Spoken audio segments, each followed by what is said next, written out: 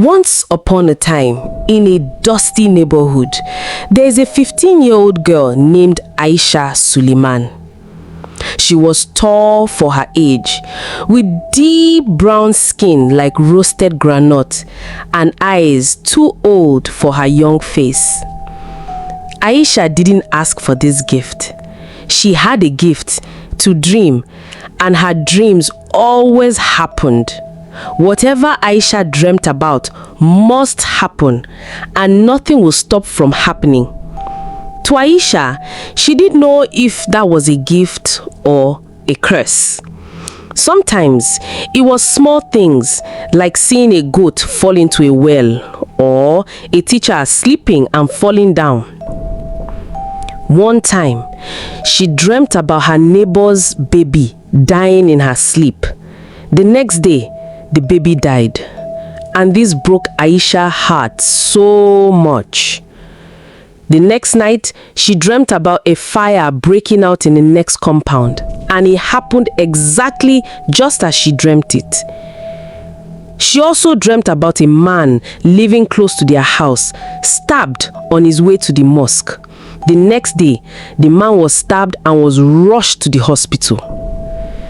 Aisha couldn't help but wonder why all she saw in her dream was something bad.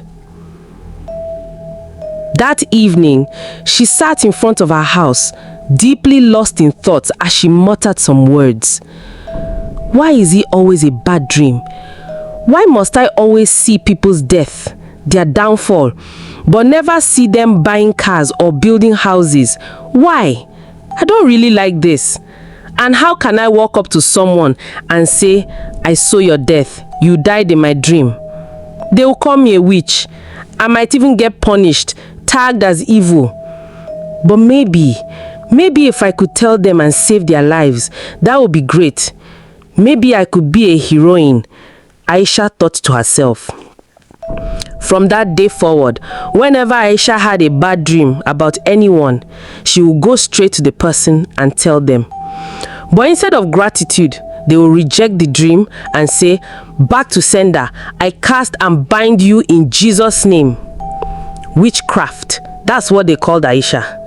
But when the dreams came to pass, when the person actually died or fell into misfortune, they turned around and blamed her, saying she was the one behind it, using her witchcraft. People started whispering. Then they started fearing her. It was 3:07 a.m. when Aisha suddenly wakes up gasping for air. Her throat was dry, her body cold, her heart thundering like a drum.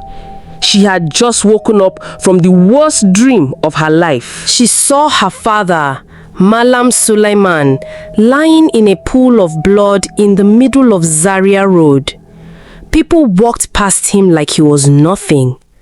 Nobody helped. Nobody cried. And behind him, his phone kept ringing. The caller ID said, Aisha calling. She was the last person who tried to reach him before he died, in her dream.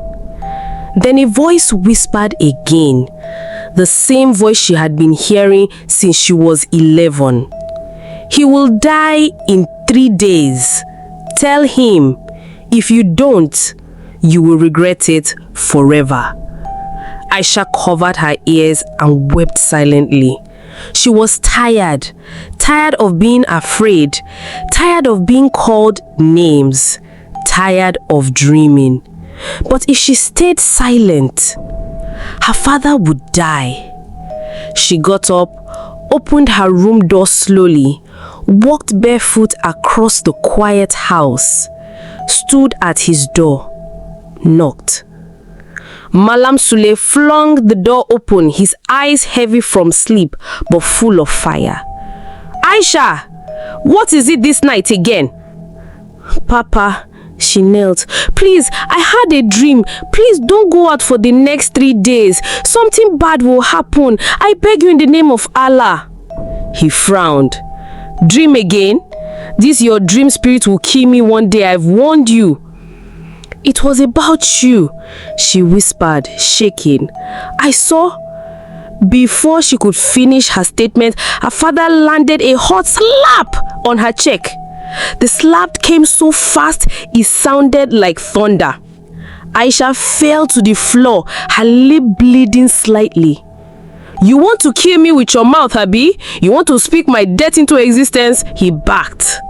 "Please, I'm not trying to harm you," she sobbed.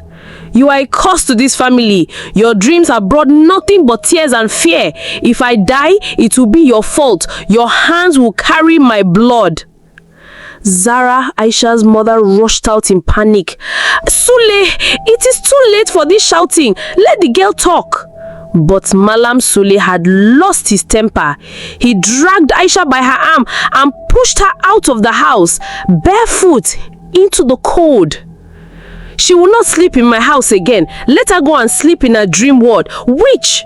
The door slammed shut. The street was cold. The moon stared down like it pitied her. Dogs barked in the distance. Her knees bled from the fall. Her lips quivered. But Aisha didn't cry anymore. She just stared into the night and whispered, "I warned you." The next morning, by sunrise, the news had spread like wildfire. Malam Sule's daughter was chased out of the house again because of her dreams. "Witch!" one woman whispered at her shop. As Aisha passed, one man said she needs deliverance. Aisha was scorned by everyone. Everyone was against her. But only Hassan, her younger brother, stood by her. Towards evening, her younger brother Hassan decided to find her. He saw Aisha sitting by the gutter beside their fence. Hassan brought bread and water. He sat beside Aisha and gave her some. "You shouldn't have told him the dream," he said softly. "I had to," she replied. "What if he dies?" She looked away. "Then I'll bury a part of myself too." After Aisha's warning to his father to stay home for 3 days, the first day, Malam Sule refused to stay home. He said, "I'm not afraid of a child's dream." He went to his shop, shouting louder than usual, laughing harder than normal, pretending to be okay. But deep down, the words haunted him. The second day, Zara tried to speak to her husband again. "Sule, stay home tomorrow. What if it's true? Let's be careful." He barked at her. "You too now? Believe that witch? You believe she's a spirit?" "No, I just don't want to lose you," Zara replied. But Malam Sule didn't give her a listening ear and left for work that day. The third day, at 6:15 a.m., it started like any normal morning. The call to prayer echoed across the town. Malam Sule tied his turban, wore his slippers, picked his bag and marched out. Zara held his arm.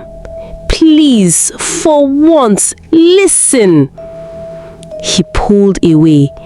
"If I die, I die. But I will not be controlled by a child's dream."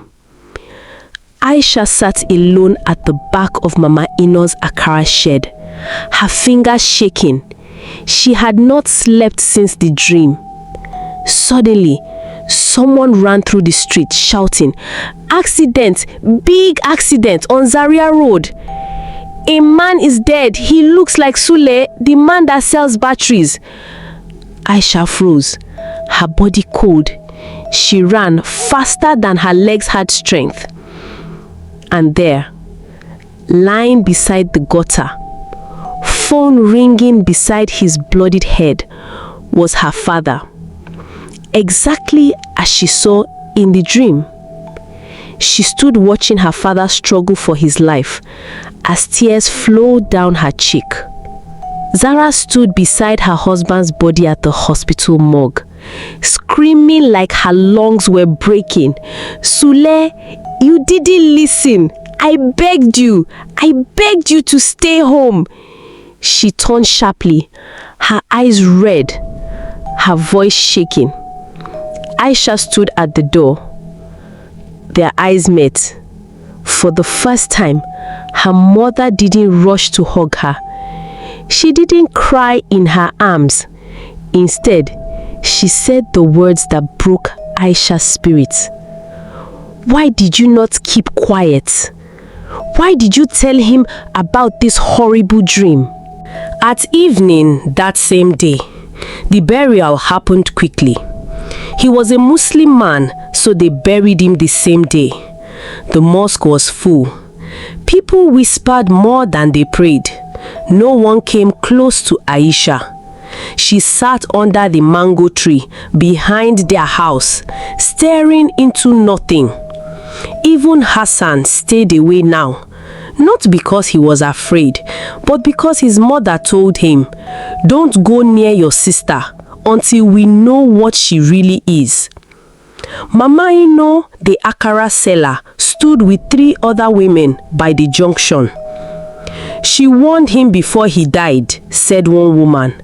"That is not warning, that is spiritual attack," said another.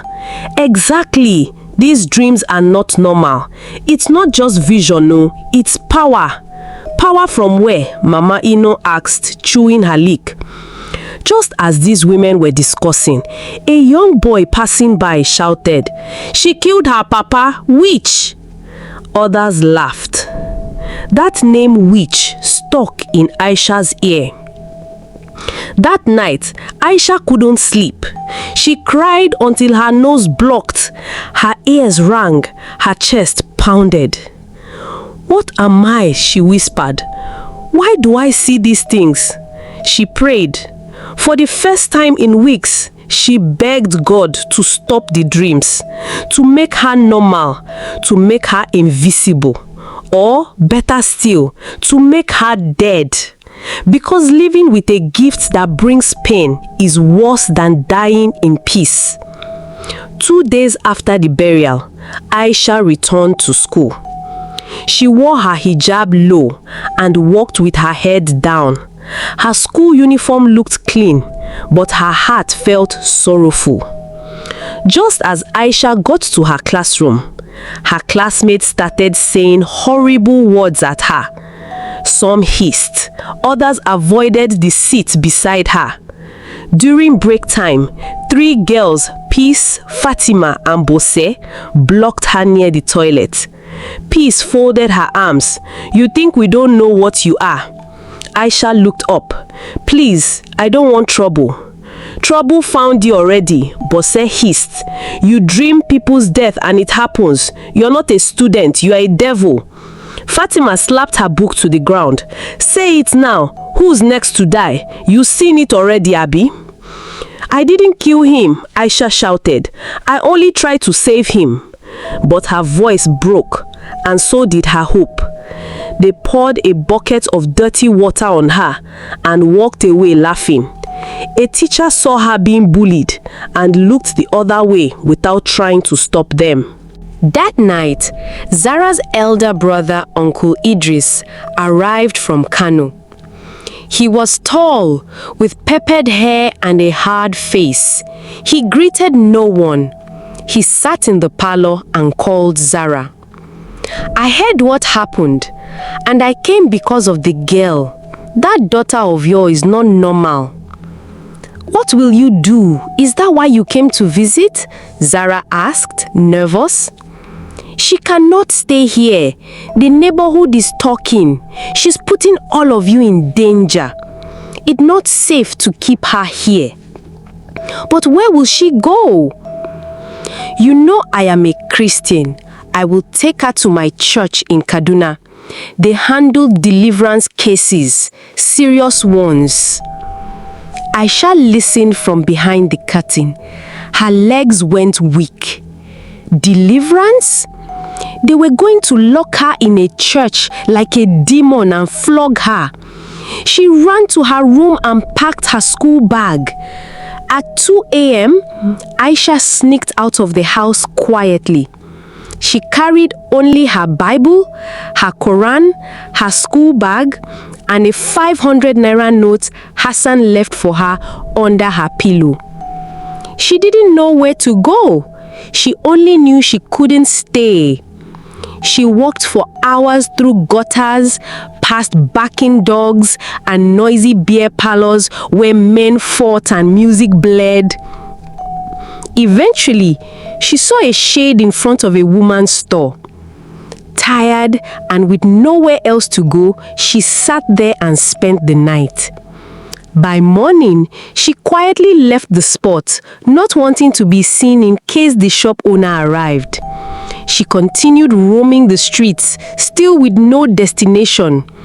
Unfortunately for her, she had no idea that her uncle, Mr. Idris, was at a nearby filling station about to refuel his car before traveling back to Kano that morning. Back at Aisha's home, her family had been searching for her, but no one had the slightest idea where she had gone. Just as Uncle Idris was about to step into his car after filling the tank, he caught sight of Aisha roaming by the roadside. Aisha didn't notice him, but he recognized her immediately. She was walking aimlessly, still carrying her school bag. Without hesitation, he drove straight towards her and stopped right beside where she stood. Before she could react, he got down from the car and pulled her into the car. Aisha was shocked. She couldn't understand how her uncle had spotted her before she had the chance to spot anyone familiar. She had always believed she was sharp enough to see people before they saw her. But clearly, she was wrong this time. When they arrived in Kano, Uncle Idris introduced her to the family and to his wife, Mrs. Mariam. She welcomed her warmly and made sure she was fed. As Aisha ate, she noticed two young children, her cousins, standing at a distance, quietly watching her with curious eyes. Aisha glanced at her cousins, but said nothing. She lowered her eyes and quietly continued eating from her bowl of food. The next day, her uncle and aunt took her to church to see a man called Pastor Chucks. There, Uncle Idris explained to the pastor that Aisha often had strange dreams that always ended in tragedy. Sometimes someone would die or something terrible would happen shortly after she dreamt it. Uncle Idris said he believed she was possessed and needed deliverance from the evil spirit tormenting her. What Uncle Idris didn't know, however, was that Pastor Chucks wasn't who he claimed to be. The moment he heard Aisha could see visions, a dark smile tugged at the corners of his heart. Evil and selfish thoughts began to fill his heart. Pastor Chucks chuckled. I've seen cases worse than this, he said confidently. Leave her with me for 3 days. I will cast the demon out. He assured Uncle Idris and his wife Mariam, not out of concern, but because he wanted to keep Aisha in the church for his own selfish reasons. After Uncle Idris and Mariam left the church, Pastor Chuck slowly turned around to face Aisha. She was already trembling. Fear gripped her chest like a vice. Her hands clutched her bag tightly as her heart raced. The pastor sat very close to her, far too close. Then, in a calm but unsettling voice, he asked her, "What's your name?" Aisha hesitated before replying softly, "Aisha." Pastor Chucks leaned in even closer, eyes fixed on her, and said. Then, Pastor Chucks smiled strangely and leaned even closer to Aisha. His voice dropped to a soft, almost whispering tone. Don't pay too much attention to what your uncle and aunt just said. In fact, there's nothing wrong with you. You're not possessed at all. You're perfectly fine. He paused, watching her reaction, then continued with a sly grin. Do you know you can actually become rich from your gift? Since you have dreams and see visions, why not walk with me in the church? Together, we can give prophecies to people through your dreams. His voice grew more convincing, almost hypnotic. If you agree, you will never be poor again. Nobody will ever bully you. You will become a rich girl, someone people admire and worship. And don't worry, I will make sure you are well paid. I will give you 30% of everything we make from the church. Aisha sat frozen, her heart thudding. All you have to do, Pastor Chucks went on, is stay here and become a church worker. When you dream about any of the members, come straight to me and tell me the dream. I will deliver it to them as prophecy. People will respect us, worship us, and bring more money to the altar. He leaned back slightly, eyes gleaming. What do you say, Aisha? Are you ready to live the good life?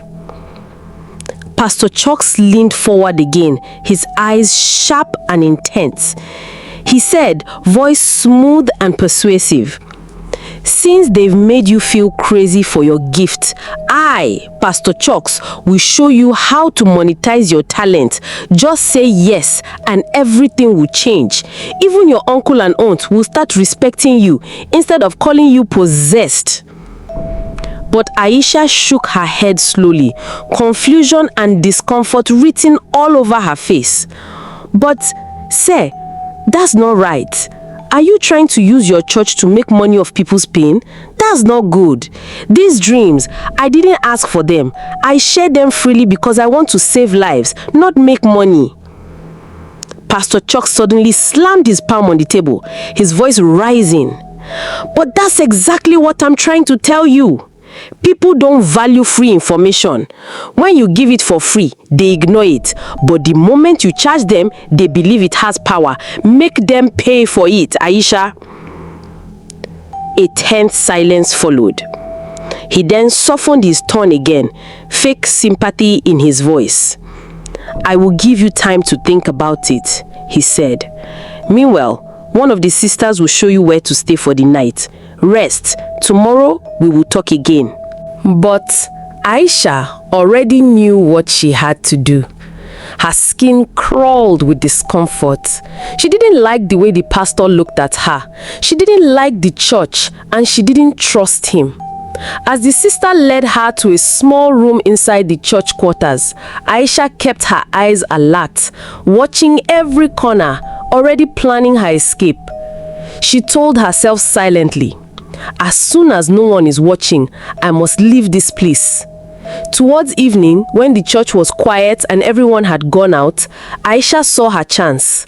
Without looking back, she slipped out of the building and ran straight back to her uncle's house. When she arrived, she lied. She told Uncle Idris that the deliverance had worked, that she no longer had strange dreams or saw terrible things before they happened. Her uncle was overjoyed. He hugged her tightly, relief spreading across his face. Thank God. Finally, you are free, he said. But that night, everything changed. As Aisha lay in bed, the same fear crept into her chest. She closed her eyes and the dream came again. In the dream, she saw her auntie's shop engulfed in flames. Thick smoke billowed into the sky and people ran around helplessly. Then she saw the cause. The solar panel recently installed had been fitted wrongly. A fault in the wiring had sparked a fire and everything inside the shop was destroyed. Then the scene shifted. She saw her auntie Mariam running desperately down the road after receiving a phone call that her shop was on fire. She wasn't paying attention. Her eyes were filled with tears and she didn't see the car speeding toward her. Bang! She was hit. Strangers rushed her to the hospital. In the dream, Aisha stood in the corner of the ward, watching helplessly as the doctors delivered the news that her aunt's leg was too damaged to save. She would never walk again. She would be confined to a wheelchair for the rest of her life. Then Aisha heard a voice, calm but firm. It echoed deeply inside her. Warn your aunt. Tell her to cancel the solar installation. In 2 days, she will be crippled forever if you stay silent.